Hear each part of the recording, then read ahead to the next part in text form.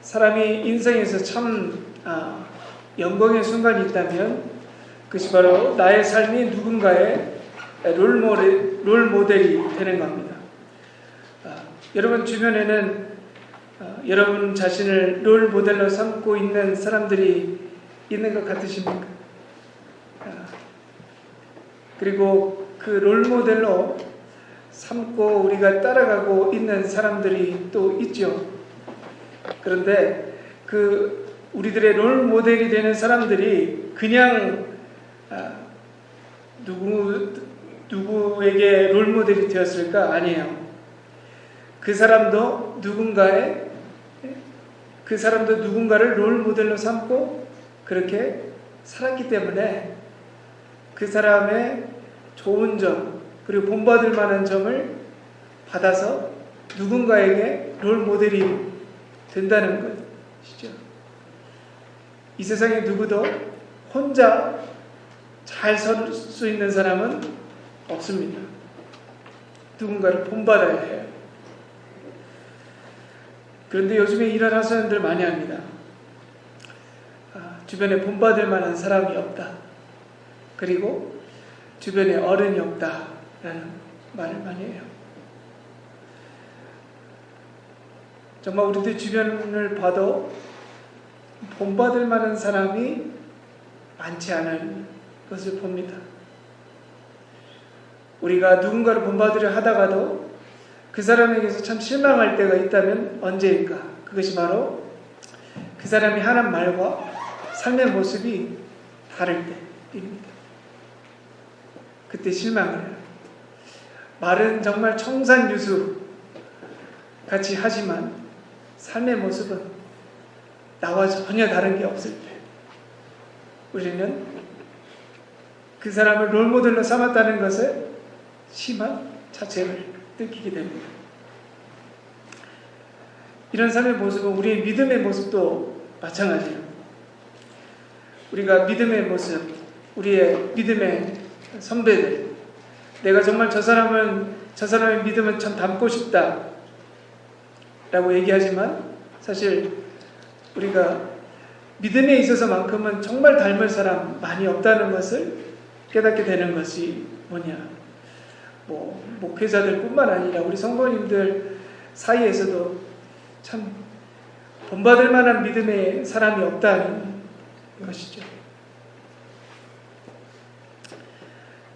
여러분 스스로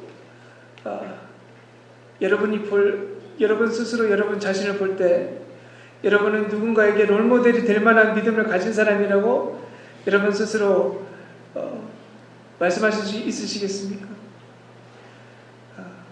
마치 제가 지금 혼자 이렇게 설교를 하는 것 같이 아무런 반응이 없으신 것 보니까 참 내가 나 자신을 보면은 나는 누군가에게 롤모델이 될 수 있는 사람이 아닌 것 같아요. 그렇죠? 맞아요. 나를 보면, 나 자신을 보면 우리는 누군가의 롤모델이 될 수 없는 사람입니다. 그런데 예수님께서는 너 자신을 바라보라고 하신 적이 없어요.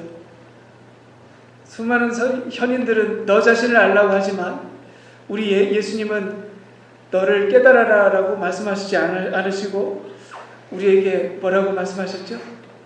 나를 바라보라라고 말씀하세요. 나를 따라오라라고 말씀하십니다. 우리가 볼 때 우리는 누군가의 롤모델이 될 수 없는 사람일지 몰라도 우리를 보지 않고 주님을 바라보게 된다면 그때부터 우리는 누군가의 롤모델이 될 수 있는 사람이라고 저는 믿습니다.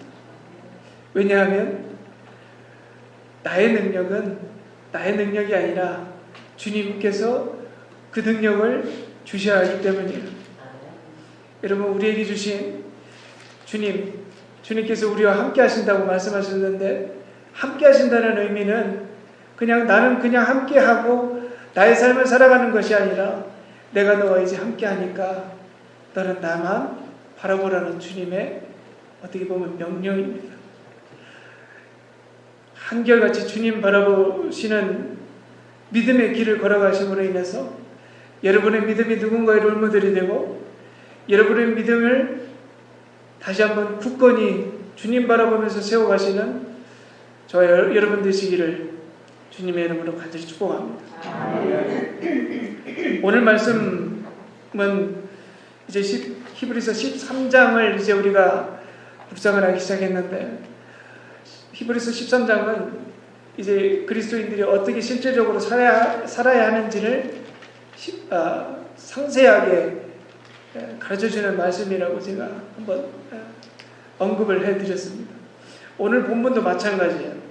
오늘 본문 제가 본래는 한 7절을 이렇게 준비를 했는데, 사실 이 3절을 준비하면서 한 주의 말씀 내용이 다 있더라고요. 그래서 한 주에 나눌 말씀을 2주로 나눴어요. 그래서 한결같이 살자라는 2번째 시간이지만 이제 다음 주에 3번째 시간까지 이제 나가게 되는데, 실질적으로 우리 그리스도인들이 어떻게 살아야 하는지를 한번 오늘 말씀을 통해서 다시 한번 상세하게 살펴보는 시간이 되기를 바랍니다. 7절 말씀 한번 보시겠습니다. 하나님의 말씀을 너에게 일러주고 너희를 인도하던 자들을 생각하며 그들의 행실의 결말을 주의하여 보고 그들의 믿음을 본받으라. 아멘. 7절에서 우리 그리스도인들이 가져야 할 삶의 자세가 3가지가 언급이 돼요. 그것이 바로 뭐냐? 생각하고 바라보고 본받는 것입니다. 생각하고 바라보고 본받는다. 그러면 히브리서에서는 누구를 생각하고 바라보고 본받으라고 말씀하고 있을까요? 바로 유대 그리스도인들의 지도자들을 말씀하고 있습니다. 그런데 여기서 말씀하고 있는 유대 지도자들은 지금 살아있는 지도자들이 아닙니다. 바로 믿음을 지키기 위해서 순교를 했던 지도자들을 지칭하는 거예요. 한마디로 이런 말씀입니다. 너희들 믿음을 지키기 위해서 목숨까지도 버릴 수 있는 그 믿음을 바라보고 생각하고 본받으라. 그때 당시에 아마 유대 그리스도인들을 협박할 때 가장 첫 번째 타깃이 되었던 사람들이 누구였을까요? 바로 유대 그리스도인들의 지도자들입니다. 여러분 그렇잖아요. 몸 아무리 때려봐야 뭐합니까? 머리 치면 끝납니다. 그것도 유대 그리스도인들의 지도자들을 치면, 유대 그리스도인들의 지도자들이 한 명이 예수를 부인하게 된다면 수천 명이 예수 부인하는 것은 시간 문제라는 거죠. 사단이 이것도 잘 알았고 유대 그리스도인들이 협박하고 겁박하는 사람들이 이거 너무 난 잘 알았던 거죠. 처음엔 교회 지도자들을 어떻게 했을까요? 돈으로 유혹했겠죠. 그리고 죽인다고 협박도 했을 거예요. 매도 때렸을 거예요. 그런데 오늘 말씀해 보니까 그 유대 그리스도인들의 지도자들이 예수를 부인을 했던 것 같으세요? 안 했던 것 같으세요? 안 했어요. 그들이 목숨을 버려서까지 믿음을 지켰다니까요. 여러분 순교하면 끝난 거 아닙니까? 순교했잖아요. 무엇을 위해서? 믿음을 지키기 위해서 순교한 거예요. 목숨까지 버리는 거예요. 여러분 순교자 한 명이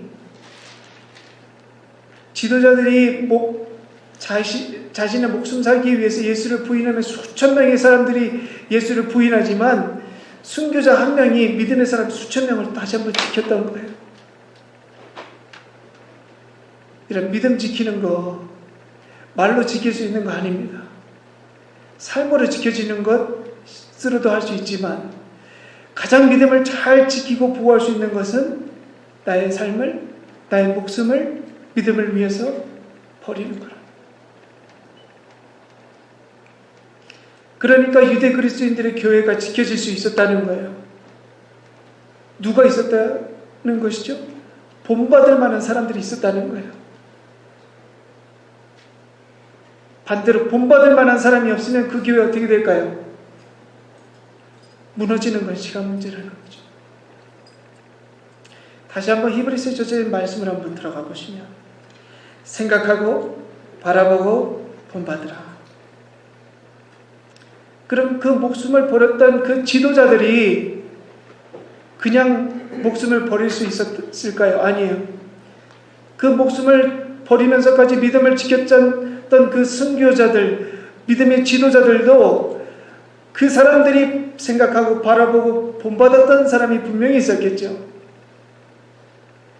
여러분, 그분이 누구셨을까요? 예수였어요. 순교자들을 통해서 보여지는 인물 한 분이 있는데 그분이 바로 누구실까요? 바로 예수 그리스도. 여러분, 순교를 통해서 예수가 보여집니다. 그리고 그 예수를 만난 사람들이 믿고 또 그 믿음을 지켜가는 거죠. 예수님의 제자들의 순교가 그러했어요. 사도행전에 번외편이라고 유명한 행전이 있는데 바로 베드로 행전입니다. 로마의 박해가 심했을 때예요. 베드로가 그 로마에서 선교 활동을 하고 있을 때 성도들의 권유로 인해서 로마를 떠나기를 권유받습니다. 베드로가 처음부터 로마를 떠나려고 했었을까요? 아니에요. 자기도 여기에서 순교하리라 그런 마음이 있었는데 주위에서 성도들이 자꾸 이거 위험하니까 떠나라고 하고 또 본인의 마음도 조금은 목숨을 지키고 싶었던 마음이 있었을까? 그 성도들의 권유를 받아들여서 이제 로마를 떠나는 길로 걸어갑니다. 로마가 저 멀어지고 있을 때 베드로가 환상을 봐요. 베드로는 이제 로마를 떠나는 길로 걸어가고 있는데 저기 반대에서 로마로 들어가는 길에 예수님이 걸어오고 계시는 거예요. 그래서 베드로가 예수님께 너무 반가워서 이렇게 묻습니다. 유명한 질문이에요. Quabadis Domine.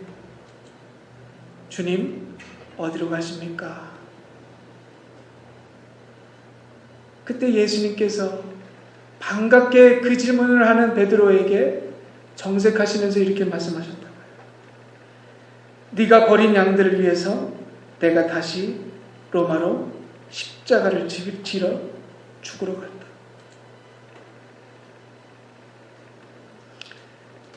그 예수님을 만나고 베드로가 가던 길을 멈추고 다시 돌아 로마로 들어갑니다. 그리고 순교를 해요. 그리고 십자가형에 처해지게 됩니다. 그런데 베드로가 자신도 십자가형에 처해지니까 너무나 송구스러워서 어떻게 내가 예수님과 같은 십자가를 달려서 죽을 수 있겠느냐. 나를 거꾸로 매달아달라. 그래서 거꾸로 매달려서 순교합니다. 역십자가가 베드로의 상징이 되었잖아요. 베드로가 생각하고 바라보고 본받았던 분이 누구셨어요? 예수님이었어요. 그리고 우리 십자가 복음의 최초의 순교자가 있어요. 바로 스데반 집사입니다. 스데반 집사가 돌에 맞아서 순교했잖아요. 그런데 그 돌을 맞으면서도 스데반의 그 하늘을 바라보는 얼굴이 누구와 같다고 했죠? 천사와 같다 했어요. 이유가 있었어요. 하늘을 바라보니까 하늘문이 열리고 하나님의 우편에 예수님이 앉아 계셔.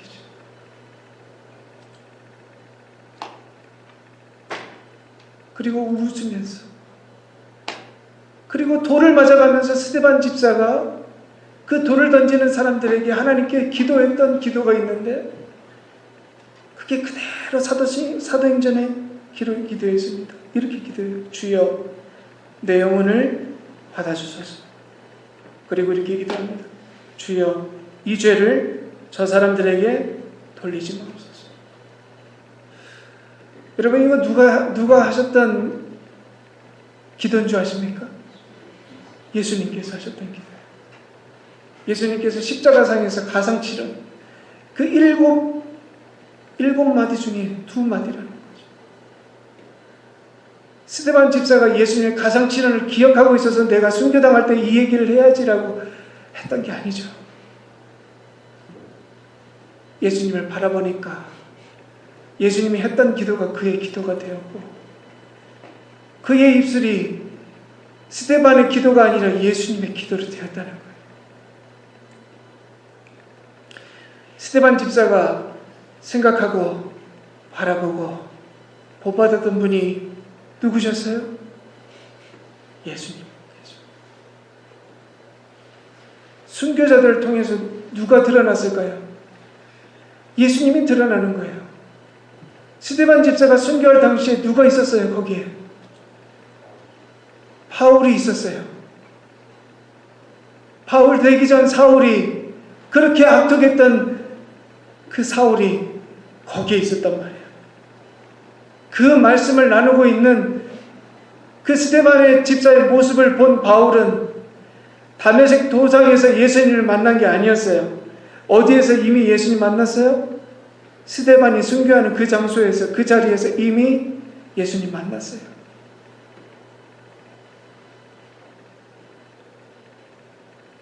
그리고 그 예수님을 만났던 바울이 여러분 어떤 역사를 이루어갔는지는 여러분 잘 아시죠? 그리고 이 역사가 그대로 이어져 있는데, 식인품 숲이 있었던 어느 원주민의 선교사님이 들어가셔서 자신의 목숨을 내어주고 그 원주민들이 복음을 받아들이는 역사, 여러분 잘 아시잖아요. 그리고 우리 한민족에도 그 복음의 역사가 있어요. 어느 한 선교사가 배에 타고 배에서 이제 내려서 바닷가로 이렇게 모래사장을 걸어오고 있는데, 그것을 알고 있었던 어떤 사람이 칼을 들고 선교사에게 달려가서 선교사의 목을 쳤어요. 근데 그 선교사의 목이 쳐지기 전에 그 선교사가 성경책을 들고 있었는데, 이 성경책을 제발 들고 가라고 그 마지막 눈빛으로 선교사가 순교를 하고, 그 목을 쳤던 사람이 그 선교사님의 눈빛이 도저히 지지지가 않아서 그 성경책을 집으로 들고 갔어요. 이 성경책을 어떻게 할까? 그 성경책을 한 장 한 장씩 찢어서 벽에다 붙였어요. 자기 전에 눈을 떠서 벽을 보면 말씀이 있고, 아침에 눈을 떠서 벽을 바라보면 말씀이 있었어요. 결국엔 그 사람이 어떻게 됐을까요? 목회자가 됐어요.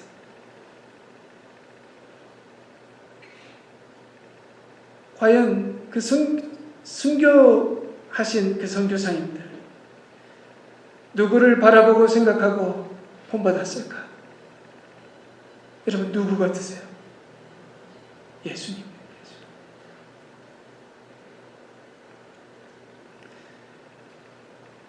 여러분, 우리들의 삶에도 이 역사가 일어나기를 간절히 소망합니다. 그런데 질문이 있죠. 우리가 어떻게 죽어야 될까? 진짜 죽어야 되나? 여러분, 예수님께서 사도 바울이 고백했잖아요. 나도 십자가에서 그리스도와 함께 죽었나니. 진짜 죽어야 복음의 역사가 일어날 수도 있지만, 사도 바울이 복음을 전하는 곳마다 그 복음의 역사가 일어났던 이유는 사도 바울이 이 고백을 통해서였어요. 내가 예수님과 함께 십자가에서 죽었기. 그 순교의 마음으로 삶을 살았을 때 그 복음의 역사가 일어났던 것처럼, 여러분 우리의 삶에 왜 복음의 역사가 일어나지 않을까? 오늘 말씀에서 비추어 보면 답이 금방 나오죠. 왜 우리의 삶에서 복음의 역사가 일어나지 않을까요? 우리가 살아있기 때문에. 우리가 죽으면 복음의 역사가 일어나요.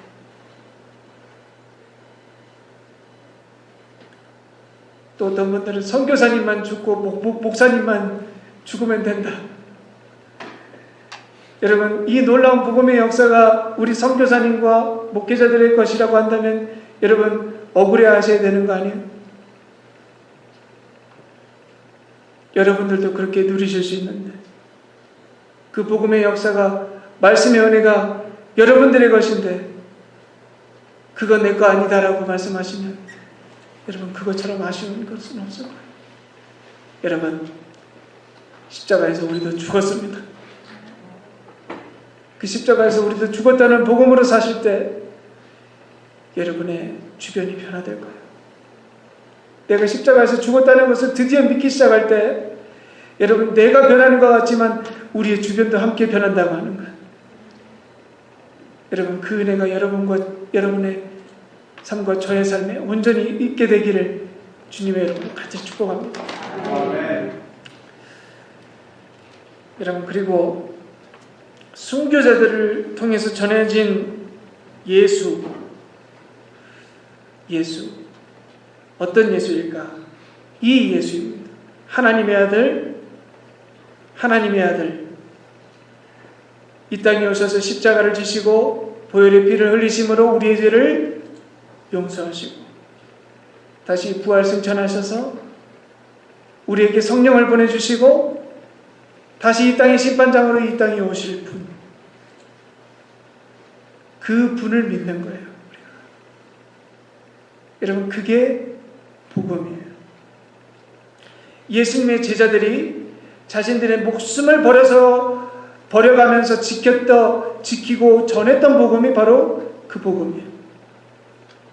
사도 바울이 그 고생을 해가며 자신의 목숨을 버리면서 전했던 복음도 바로 이것이고, 우리 믿음의 선조들이, 우리 선교사님들이 순교하면서 복음을 전했던 그 복음이 바로 이 복음이고, 지금 우리도 이 땅에서 살면서 전해야 할 복음이 바로 이 복음이라는 거예요. 하나님의 아들 예수 그리스도, 부활승천하시고 성령을 우리에게 보내주시고 다시 이 땅의 심판장으로 오실 그분, 그 복음. 8절 한번 보십시오. 예수 그리스도는 어제나 오늘이나 영원토록 동일하시니라. 아멘. 언제나 동일하시다고요? 영원토록 동일하신 분. 영원토록 동일하신 분. 여러분, 우리가 이 중심을 붙잡고 살고 전하는 거예요. 이 중심을 잃어버리면 어떻게 될까? 휘둘립니다. 초대교회 당시에 성경이 없었어요. 여러분, 성경이 없었습니다. 그냥 구약 성경밖에 없었어요. 그게 성경이에요. 정경으로 정해진 건 이 초대교회 이후에 수백 년이 지난 후입니다. 그리고 그때 당시에 성경 공부 자료가 있었을까요? 예수를 이렇게 믿어야 된다. 우리가 믿어야 될, 붙잡고 있어야 될 복음이 이것이다. 그런 자료가 전혀 없었어요. 사단이 역사하기 딱 좋은 환경이었어요. 그런데 어떻게 수천 년이 흘렀음에도 불구하고 우리의 이 중심된 복음이 지금까지 이어져 올 수 있었을까요? 왜 이 동일한 예수가 전해졌을까? 예수를 똑바로 바라보았기 때문이에요.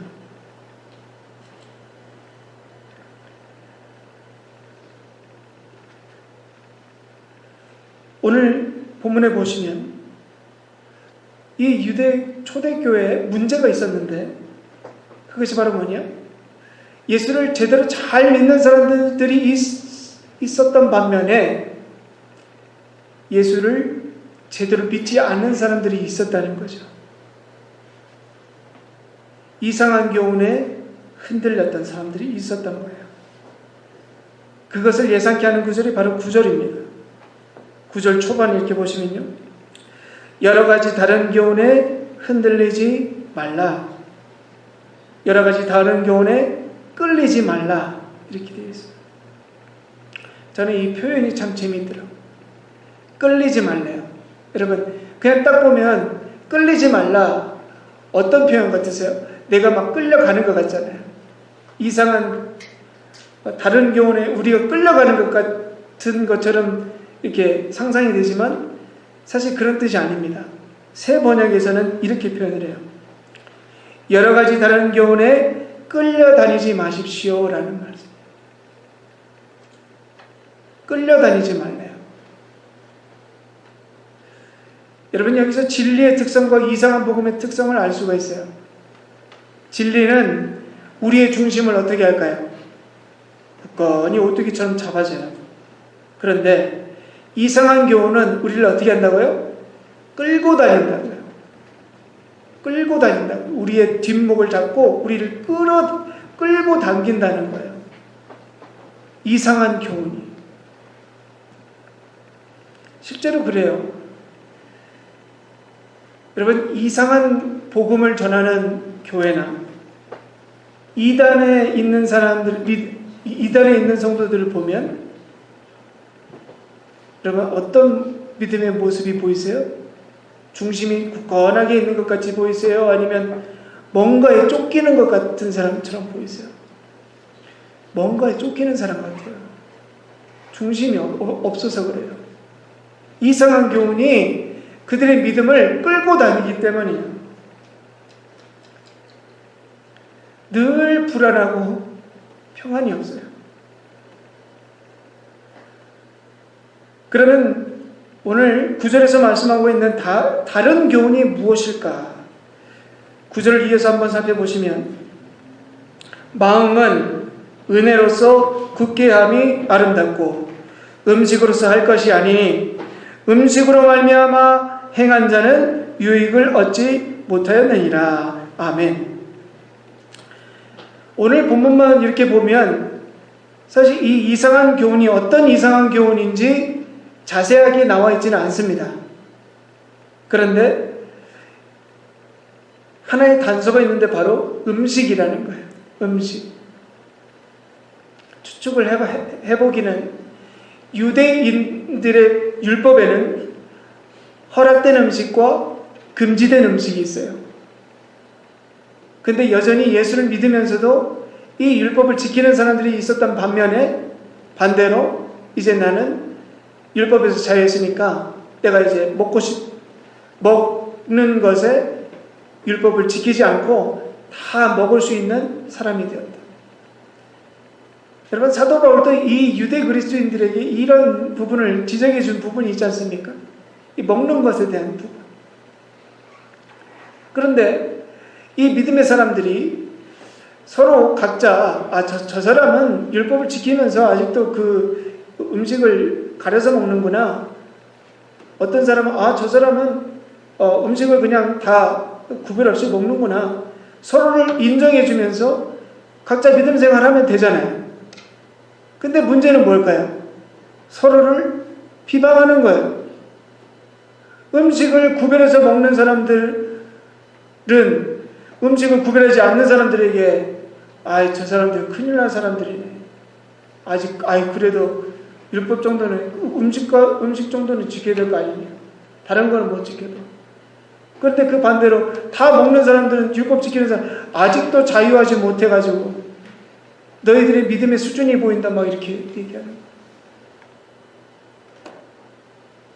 자기들의 입장에서는 다 거룩하고 좋은 것 서로를 인정해주면 되는데 인정해주지를 못해서 그렇게 또 다른 또 죄를 짓고 있는 거예요. 자, 우리가 사실 이 본문만 보면 사실 우리는 먹는 문제 구별되어 있지 않잖아요. 아무거나 이거 먹는다고 죄가 되고 그런 거는 우리가 다른 알코올이 있는 그런 쪽에 우리가 이야기할 수 있겠지만 사실 우리가 이런 먹는 것에 대해서는 해당되어 있지 않아요. 그러면 오늘 말씀은 우리에게 해당되지 않을까? 그렇지 않죠. 여러분, 음식은 여러분에게 있어서 뭡니까? 음식은 인간에게 있어서 뭐예요? 필수적으로 먹어야 되지만 우리가 배부르다고 해서 안 먹나요? 음식을 뭐라고 표현할 수 있을까요? 우리에게. 저는 이렇게 표현하고 싶어요. 욕심이에요. 우리는 배가 고프면 못 참아요. 왜일까요? 우리의 근본적인 욕심이 있기 때문이에요. 오늘 말씀을 음식이 아니라 여러분 욕심으로 한번 바꿔서 읽어보시면 어떨까요? 우리에게 아주 따끔하게 찔리는 말씀이 됩니다.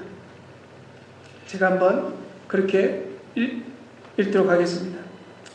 마음은 은혜로서 굳게 함이 아름답고 욕심으로서 할 것이 아니니 욕심으로 말미암아 행한 자는 유익을 얻지 못하였느니라.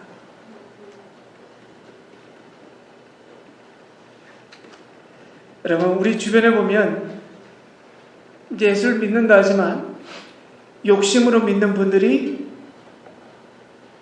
우리 안에는 없겠지만 있을까요? 없을까요? 저는 욕심으로 믿는 분들 종종 봤습니다. 저 사람이 5시간 기도하네? 나는 6시간 기도해야지. 제가 한 예를 들어드리는 거예요. 이렇게 믿으시는 분들이 우리에게는 없을까? 어떻게 그렇게 믿을 수 있을 거라고 생각하지만 그렇게 믿으시는 분들이 계시다는 거예요. 은혜가 없어요.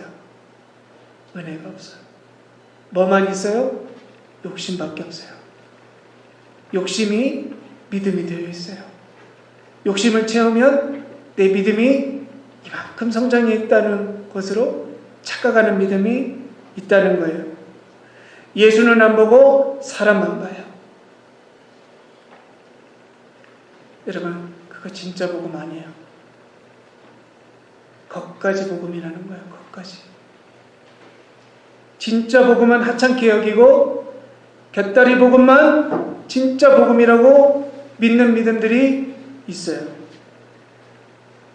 우리의 마음은 먹을 것이 아니라 욕심으로 채우는 것이 아니라 은혜로 채워야 된다고 말씀하셨어요. 그 은혜는 바로 오직 예수 그리스도의 십자가의 보혈의 은혜입니다. 그런데 십자가의 복음이 없고 욕심으로 채워진 복음, 이 시대에 그런 복음이 있을까요? 없을까요? 있어요. 저는 그 복음의 첫 번째가 바로 성공복음이라고 생각합니다. 예수 믿으면 병이 낫고, 예수 믿으면 잠을 잘 자고, 예수 믿으면 자녀가 좋은 대학 가고, 예수 믿으면 아들을 낳고. 여러분, 이게 복음입니까? 이게 복음인지 아니면 예수 이름 간판만 단 미신인지. 예수 잘 믿다 병 걸려서 죽으면 지옥 간 겁니까? 예수 잘 믿다가 사업 실패하면 하나님께서 벌 주신 겁니까? 예수 잘 믿다가 자녀들 취직 못하면 하나님 떠나신 거예요? 예수 잘 믿었는데 좋은 집, 좋은 차 못 사면은 헛된 믿음입니까? 아니, 왜 도대체 집값 오르는 걸 왜 예수님한테 기도해?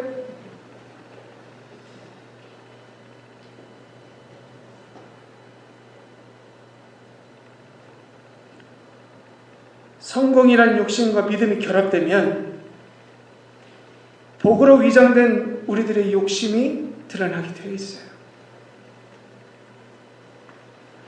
여러분, 제가 좀 과하게 예를 드렸지만 제가 실제적으로 이런 믿음의 모습들을 봤기 때문에 여러분들에게 말씀을 드리는 거예요. 여러분, 하나님께서 우리를 우리보다 더 잘 아시죠. 여러분, 하나님 앞에서 믿음이라고 나가면서 욕심 채우려고 하는 그 마음, 하나님께서 우리보다 더 잘 아세요. 잔챙이 은혜에 속지 마십시오. 그건 우리의 중심이 아니에요. 그것 따라가다가는 우리의 믿음의 중심이 잃어버린단 말이에요. 사업 잘 되면은 교회 생활 열심히 하다가 사업 안 되면 예수 버리고 떠나고, 지금 유대 그리스도인들에게도 그 유혹이 오잖아요. 예수 부인하면 살려준다고 그러고, 예수 믿는다고 그러면 죽인다고 그러고, 자신의 목숨 하나 살기 위해서 그 귀한 믿음 버리는 그 믿음들이 수천 명씩.